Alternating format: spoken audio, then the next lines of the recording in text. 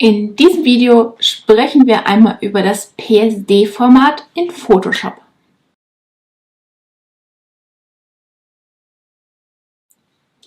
Ja, viele haben das irgendwie noch nicht so ganz verinnerlicht oder so. Ja, verinnerlicht kann man, glaube ich, am besten sagen. Dieses PSD-Format in Photoshop ist ein ganz besonderes Format und mittlerweile beherrschen dieses Format sogar ganz viele Programme. So Affinity zum Beispiel, Affinity Designer oder Affinity Photo beherrschen alle dieses Photoshop-Format, dieses PSD. Das ist das eigene Photoshop-eigene Format, was dir hilft, verschiedene Ebenen in einem Dokument anzuzeigen. Ich zeige dir das einmal am Rechner, was das genau ist, und bevor wir das machen, gehen wir noch mal einmal ganz kurz darauf ein, wie du dir das vorstellen musst. Also dieses Photoshop-Format mit den verschiedenen Ebenen, wo immer irgendetwas über dem anderen liegt, kann man vergleichen mit einem Overhead-Projektor. Früher in der Schule gab es die Dinger, ne? Der Lehrer hat irgendwas auf den Projektor gelegt, da ist Licht durchgeschienen und das Ganze wurde auf die Wand projiziert.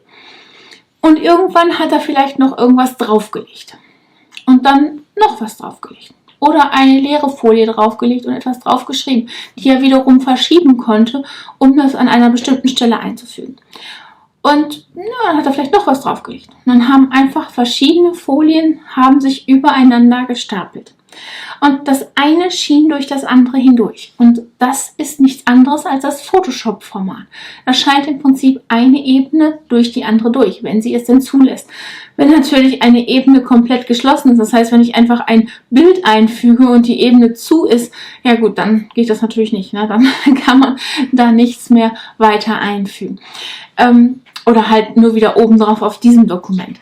Ich zeige dir das einmal am Rechner, wie das Ganze wirklich aussieht, weil ich weiß, das klingt jetzt alles so ein bisschen abstrakt, ne?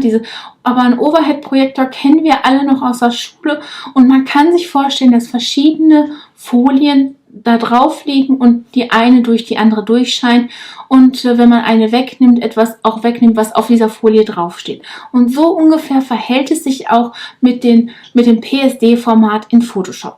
Und jetzt gehen wir einmal im Rechner und dann zeige ich dir, wie das Ganze aussieht. So, jetzt habe ich einmal in Photoshop eine PSD-Datei geöffnet. Und wie gesagt, du stellst dir das so vor, du hast einen Overhead-Projektor, der hat eine weiße Fläche. Auf diese weiße Fläche legt man die erste Folie auf, dann die zweite, dann die dritte, dann die vierte. Wir gehen jetzt einmal hier am Rechner, kannst du es auch prima sehen. Also wir haben hier ein Dokument mit 4 verschiedenen Ebenen und eben dem Hintergrund. Und ich habe hier einmal den Hintergrund, der ist weiß. Ja, wenn ich jetzt hier draufklicke und sage Ebene aus Hintergrund, könnte ich auch die Farbe entfernen und die ebenfalls durchsichtig machen sozusagen. Will ich jetzt gar nicht, ich möchte einen weißen Hintergrund hier haben. Und das ist wie die Fläche des Overhead-Projektors. Im zweiten Schritt habe ich mache mal die ganzen Ebenen hier nochmal aus. Dann kannst du sehen, also wir haben jetzt nur die Fläche des Overhead-Projektors und wenn ich jetzt das erste einschalte, dann habe ich jetzt die erste Folie. Auf der linken Seite ist eine Form und die Form, die kann ich jetzt verändern und die kann ich hin und her schieben und ich kann auch die Farben verändern. Das machen wir gleich einmal zusammen. Einmal nur verstehen, wie das Ganze funktioniert. Wenn ich jetzt die zweite Ebene anmache, dann hat die nur unten rechts etwas, nicht oben links. Da liegt ja schon die erste Ebene. Was ich noch machen könnte, ich könnte die beiden überlappen lassen. Ne? Das funktioniert natürlich auch. Dann überdeckt die Folie, die über der ersten liegt, deckt ein Stück von der ersten Form ab. Ne? Und dann habe ich das hier überlappend. Ich mache jetzt einmal Command Z, damit das wieder in die Ecke hüpft und dann machen wir die dritte Ebene an, die dann wiederum oben rechts dargestellt wird. Die dritte Ebene hat oben rechts etwas, aber die anderen Stellen auf dieser Folie sind frei. Und als viertes habe ich hier noch eine Blume. Auch die legt sich jetzt quasi über die Form auf der linken Seite und auf die Form unten rechts legt die sich oben drüber. Und in dem Fall funktioniert das so gut, weil dies durchscheinend ist hier. Das ist ja nur Line Art, ne? Also da kommt im Prinzip alles, was da drunter liegt, durch. Wie gesagt, ich kann alles überlappen lassen. In dem Fall lasse ich die Blume mit der linken Form und der unten rechts überlappen. Aber die Formen an sich, die sieht man alle gleich noch.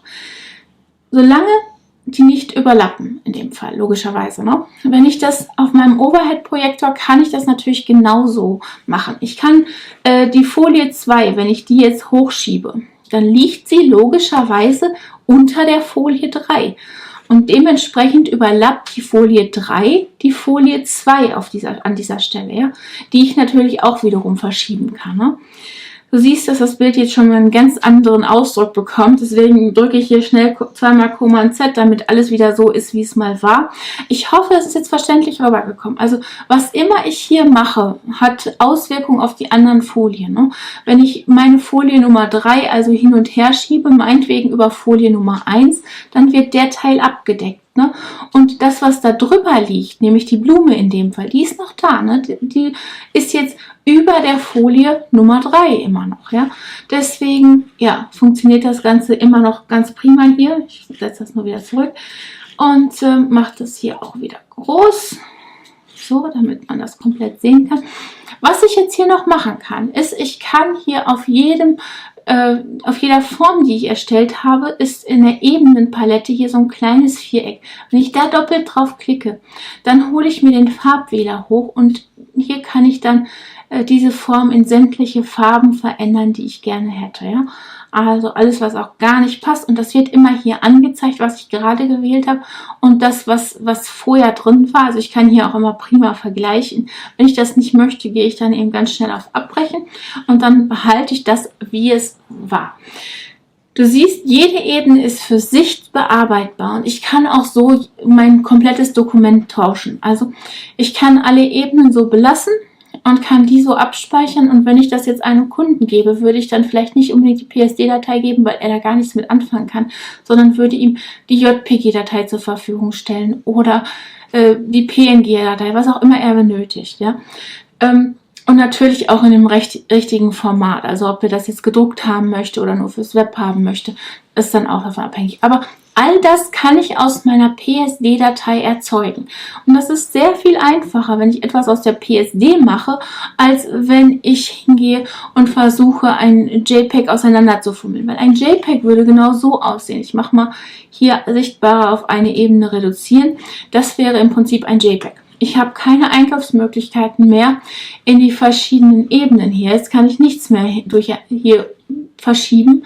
Also ich habe nur noch diese eine Ebene. Ich mache jetzt wieder ganz schnell Command Z, damit wir wieder die verschiedenen Ebenen haben und damit die einzelnen Bereiche wieder bearbeiten können.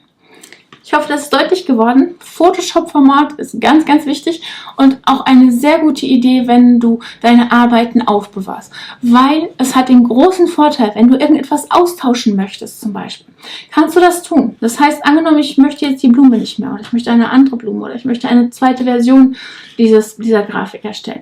Dann würde ich hier einfach reingehen, würde mir eine neue Pflanze aussuchen. Meinetwegen nehmen wir mal ein bisschen Lavendel und würde das dann hier in mein Dokument ziehen. Du siehst schon, ich habe das eine ausgestellt, ziehe das andere ein und das ist jetzt unter diesen Formen hier. Ja, hier geht es noch drüber auf der linken Seite über die erste Ebene und hier geht es drunter unter der dritten Ebene. Also funktioniert nicht mehr unter der dritten und unter der vierten, die wir eben hatten. Wenn ich das jetzt hier bestätige und die Ebene dann einfach von unten nach oben ziehe, dann habe ich es wieder. Ne? Dann ist meine Ebene wieder da. Mit Command T habe ich hier die Bearbeitungsmöglichkeit und kann das wieder verschieben, kann das wieder hier über beide legen oder ich kann das einmal hier abhaken, mache Command J und habe das dann dupliziert. Jetzt mache ich wieder Command T und mache noch eine zweite, ja, und drehe das Ganze hier noch ein bisschen rum. Ne? So. Also habe ich noch eine zweite Version meines Dokuments. Ja? Also ich kann damit spielen, kann ganz viele verschiedene Versionen erstellen. Jetzt kann ich natürlich auch noch die Farben anpassen und so weiter. Das alles ermöglicht dir das Photoshop-Format. Solange du das hast, kannst du immer Änderungen vornehmen, das Ganze wieder ein bisschen modifizieren und dann abspeichern und dann wieder als deine Datei nehmen. Deswegen, wenn du von etwas ein Backup machst, dann bitte immer von der PSD-Datei, weil daraus kann man alles zeugen. Ich hoffe, das ist klar geworden, was eine PSD-Datei ist und wie wichtig das eigentlich für uns ist als Grafikdesigner, weil wir die immer wieder bearbeiten können. Wenn dem so ist, dann freue ich mich, wenn du unseren Kanal abonnierst, die kleine Glocke anklickst, damit du benachrichtigt wirst, immer wenn wir ein neues Video posten, und vergiss nicht, den Like-Button anzuklicken. Bis zum nächsten Mal. Tschüss.